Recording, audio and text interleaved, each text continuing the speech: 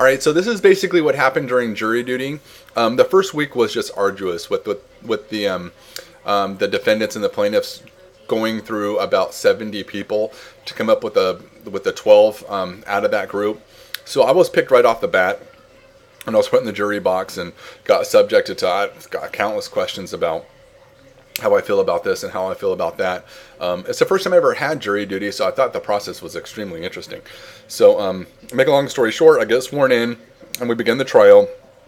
And here's the long short of it. So, basically, what ends up happening is there's this gal who's finishing up her shift from the United States Postal Service, and she's traveling down Highway 50. She's in West Sacramento, and she's passing Harbor Boulevard, and she's going towards Jefferson. So what ends up happening is, as she's traveling along, she has mechanical failure. So she pulls over on the side of the road, but the problem is the emergency lane is blocked by this huge wall of oleanders. So she can't get her vehicle off the side of the road completely. She manages to get 3 feet of it off the road, and the other 3 feet are hanging in the number 5 lane. Well, it's 6 o'clock on a summer afternoon, and traffic's pretty light, so a lot of people are going around her, but there's this one guy in a brand new BMW who doesn't see her, and he ends up just rear-ending the hell out of this poor lady, and so she ends up breaking her neck and brain damage, and she's paralyzed, and now she's got to be lifted out of her bed with this crane and then into a wheelchair, and she got jacked up. And the guy that was in the BMW, he ends up rolling his car all over the freeway, and that just is a big mess. But luckily enough, he didn't get hurt. So we're always thankful for that.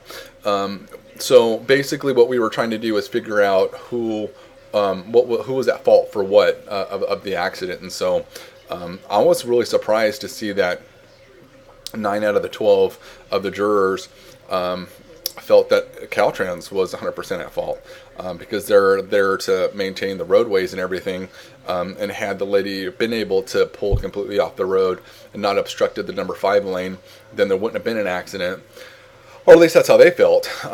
I personally thought that it would have been, everybody had a role to play in the whole deal. I think that the lady was 20% at fault. Then I would have put Caltrans at 40%, and I would have put the driver of the other vehicle at 40%.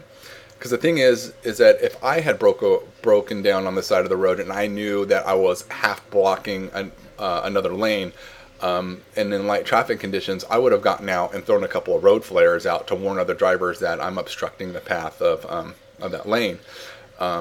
So on the other part, had the lane been available, had Caltrans cleared that, because I guess it was like 5 or 6 years that this thing had just been overgrown, and they were told, like, I don't know how many times to cut it down and clear it, and they just didn't do it. It just, one guy thought it was somebody else's job, the other guy thought it was somebody else's job, and it was kind of one of those overlapping things.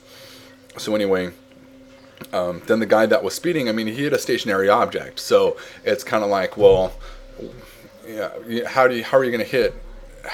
If you're going to hit something that's not moving, then that's, in my mind, that's kind of like, okay, well, dude, you messed up, bro, because you got to watch, what's going on ahead of you. And so anyway, so it was just a bad day, for a lot of people, and there was a lot of expert witnesses coming in, and accident reconstructionists and things like that.